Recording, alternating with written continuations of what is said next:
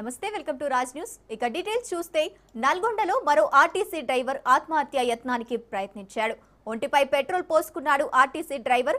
పక్కనే ఉన్న తోటి ఆర్టీసీ ఉద్యోగులు అడ్డుకున్నారు. మిర్యాలగూడ డిపోకు చెందిన డ్రైవర్ వెంకన్నగా గుర్తించారు.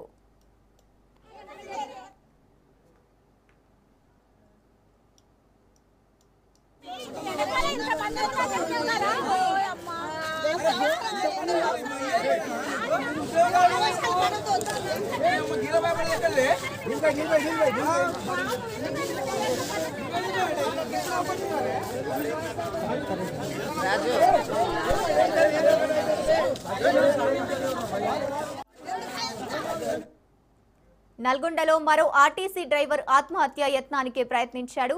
ఒంటిపై పెట్రోల్ పోసుకున్నాడు ఆర్టీసీ డ్రైవర్. పక్కనే ఉన్న తోటి ఆర్టీసీ ఉద్యోగులు అడ్డుకున్నారు. మిర్యాలగూడ డిపోకు చెందిన డ్రైవర్ వెంకన్నగా గుర్తించారు. రైట్, ఇక ఇదే అంశానికి సంబంధించి పూర్తి డీటెయిల్స్ మా ప్రతినిధి చంద్రశేఖర్ ఫోన్ ఇన్ ద్వారా అందిస్తారు. చంద్రశేఖర్, చెప్పండి, మరో ఆర్టీసీ డ్రైవర్ ఆత్మహత్య యత్నానికి ప్రయత్నించినట్టు తెలుస్తోంది. దీనికి సంబంధించిన అప్డేట్స్ ఏంటి? గంగోత్రి, ఒక పక్క ప్రభుత్వానికి చెందిన మంత్రులు అదేరే పడకండి, ఎవరు అగత్యానికి పాల్పడొద్దు, ఆర్టీసీకి సంబంధించిన సమస్యలు పరిష్కార దిశగా మేమంతరం ముందుకు వెళ్తాము, మీ యొక్క సమస్యలు పరిష్కరిస్తామని మంత్రులు చెప్తున్నప్పటికీ కూడా వరుసగా ఆర్టీసీ కార్మికులు వారి మనోవేదనకు గురై ఆత్మహత్య ప్రయత్నాలు చేస్తున్నామని చూస్తున్నాము. ఈ రోజు వరంగల్ లో నర్సంపేట డిపోకు చెందిన డ్రైవర్ వెంకన్న కూడా పెట్రోల్ పోసుకొని ఆత్మహత్య ప్రయత్నం చేయడం, 80% గాయాలు కావడంతో అతన్ని ఎంజిఎంకు తరలించారు. అక్కడి నుంచి అత్యవసర చికిత్స కోసం హైదరాబాద్ తరలిస్తున్నారు. అదేవిధంగా మిర్యాలగూడ డిపోకు సంబంధించిన ఆర్టీసీ కార్మికుడు రావుల వెంకన్న ఈరోజు నల్గొండలో ఈ యొక్క ఆర్టీసీ నిరోధిక సమ్మెలో పాల్గొన్న వ్యక్తి. ఒక్కసారిగా తను 2 రోజులుగా ఇది ఒక సమ్మెలో పాల్గొంటున్నాడు.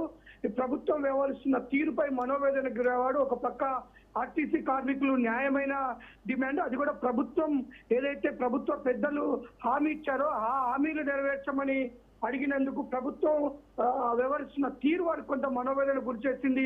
ఒక పక్క అన్ని సమస్యలు తీరుస్తాం, మీ హామీలు నెరవేర్స్తామని ఎన్నికల ముందు హామీలు ఇచ్చి తీరా గద్దెనెక్కిన తర్వాత 2.5 సంవత్సరాలు కాలయాపన చేస్తున్నారు. ఇప్పుడు నిరవధిక సమ్మెకు పిలుపునివ్వడంతో సమ్మెను విచ్ఛిన్నం చేసే కుట్ర జరుగుతుంది. అందులో భాగంగానే ప్రైవేటు వ్యక్తుల చేత ఇటు ఆర్టీసీ బస్సులను కానీ ఇటు అదే ప్రైవేట్ బస్సులు, ఎలక్ట్రికల్ బస్సులు నడపడంతో ఈ కార్మికుడు రావుల వెంకన్న కూడా మనోవేదనకు గురవడం, తను పెట్రోల్ తీసుకొని తన మీద పోసుకొని నిప్పండించుకునే ప్రయత్నం చేయడంతో వెంటనే అక్కడ ఉన్న పోలీసులు ఆ తోటి కార్మికులంతా కూడా తనని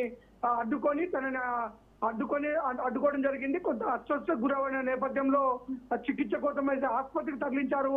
ఈ ఆర్టీసీ కార్మికులు మనోవేదనకు గురై ఆత్మహత్య ప్రయత్నం చేయడంతో ఒక్కసారిగా మొత్తం కూడా తెలంగాణ వ్యాప్తంగా కూడా అన్ని డిపోల వద్ద కూడా ఇటు ఉద్యమం కొంచెం ఉద్రిక్త దిశగా వెళ్తుంది. ప్రభుత్వం కొంత అనుచిత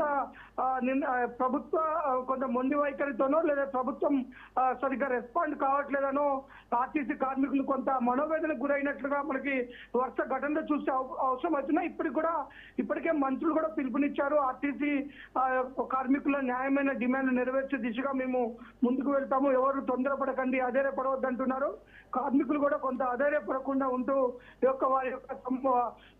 వారి యొక్క డిమాండ్ సాధించుకునే దిశగా ముందుకు వెళ్ళాలని ఈ ప్రజలు కూడా కొంత కోరుకుంటున్న పరిస్థితి. ఏది ఏమైనా ఈ 2 ఆత్మహత్య యత్నం ఘటన తర్వాత కొంత ఉద్యమము, ఆర్టీసీ కార్మికుల ఉద్యమం కొంత ఉద్రిక్తతకు దారితీస్తుందని చెప్పుకోవచ్చు. ఇప్పటికే ఇటు పోలీసులు కూడా ఆర్టీసీ కార్మికుల పైన వారిని కొంత ఒత్తిడి తీసుకొస్తున్నారు. ఎవరైనా కార్మికులు నిరసన తెలపాలని బస్ డిపో ప్రాంతంలోకి వచ్చి చేస్తే వారిపైన చట్టరీత్యా కేసులు నమోదు చేస్తామని పోలీసులు చేస్తున్నారు. అంతేకాదు ఆర్టీసీ కార్మికులు సమ్మె కోసం ఎండ తీవ్రత దృష్ట్యా టెంట్ వేసుకుందామని టెంట్ హౌస్ వెళ్తే కూడా టెంట్ ఎవరు కిరాయికి ఇవ్వద్దని చెప్పేసి ఇప్పటికే అధికారుల నుంచి ఆదేశాలు వచ్చినట్లుగా టెంట్ హౌస్ నిర్వాహకులు చెప్పడంతో ఇలా ప్రభుత్వం మమ్మల్ని అణిచివేసే ధోరణిలో వెళ్తుంది. ఒక పక్క మా న్యాయమైన డిమాండ్ నెరవేర్స్తామని చెప్పి మరో పక్క మా ఉద్యమాన్ని అణిచివేయాలని కుట్రకోవడం జరుగుతుంది. అదేవిధంగా అధికారులు కూడా వ్యవహరిస్తున్నారని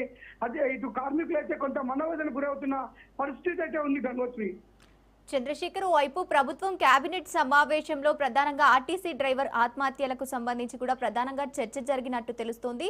మరి ఆర్టీసీ అధికారులు ఎందుకు ఇలాంటి ప్రయత్నాలు చేస్తున్నారు? ప్రభుత్వం వైపు చర్చలు జరుపుతోంది, అయినా కూడా ఆర్టీసీ అధికారులు ఆత్మహత్యలకు పాల్పడుతున్నారు. దీన్ని ఎలా చూడొచ్చు అంటారు? అంటే ప్రభుత్వం చెప్తుంది, ఒక పక్క సానుకూలంగానే స్పందిస్తున్నామని చెప్తుంది.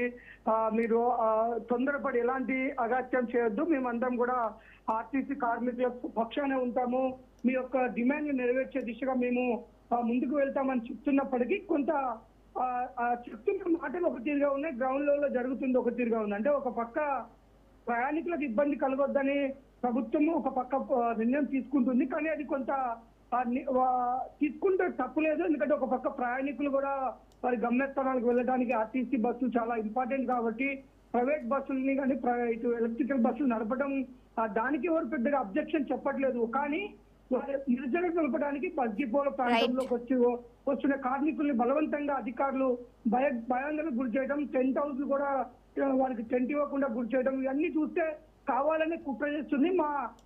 మరింత మా ఇబ్బందులు ఎదుర్కొనే అవకాశం ఉందని చెప్పేసి కొంత ఆందోళనకు గురయ్యే ఈ ఆత్మహత్యలకు ప్రయత్నం చేస్తున్నట్టు మనకు తెలుస్తుంది. Gangotri. Right, thank you Chandrasekhar.